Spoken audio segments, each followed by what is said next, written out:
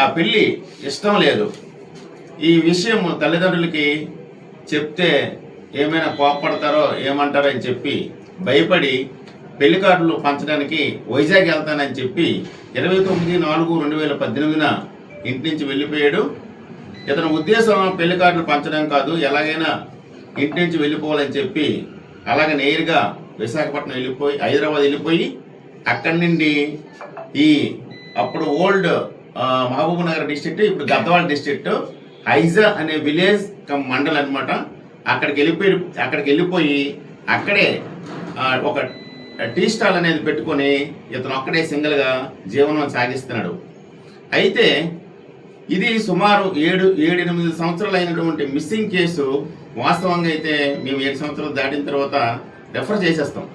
అలా చేయకుండా మా గౌరవనీయులైనటువంటి మా విజయనగరం డిస్ట్రిక్ట్ ఎస్పీ గారైనటువంటి శ్రీ ఏఆర్ దామోదర్ గారు ఏవి కూడా రెఫర్ చేయొద్దు, 10 సార్లు టెక్నాలజీని వాడండి అని మాకు సజెస్ట్ చేయడం జరిగింది.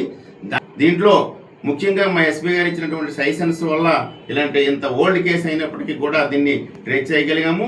దీంట్లో ఫుల్ ఫ్లెడ్జ్డ్గా మన మురళి అని ఐటీ నాలెడ్జ్ బాగా ఉంది అతనికి.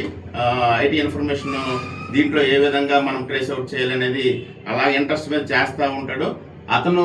దీనివల్ల కూడా దాన్ని అలాగా వెరిఫై చేసి లాస్ట్కి అతను దీన్ని ఫైనల్ చేసి మనం వెళ్ళి తీసుకురావడం జరిగినలో దాంట్లో మురళి పాత్ర చాలా ఉంది. అలాగే మిగతా టీం అంతా వెళ్ళి కూడా జాగ్రత్తగా వెళ్ళి రామారావు వీళ్ళందరూ కూడా వెళ్ళి తీసుకురావడం జరిగింది. ఇది ఒక మంచి ఇష్యూ కాబట్టి దీనిపైన మనం ఎంత ఓల్డ్ కేసు అయినా కానీ పాత కేసు అయినా కానీ మనము ఈ అప్లికేషన్స్ అన్నీ కూడా యూజ్ చేస్తే మనకి ఇలా పాజిటివ్ రిజల్ట్స్ వస్తాయని నేను ఇందు మూలంగా మీకు ప్రెస్ వాళ్ళకి తెలియజేస్తాను.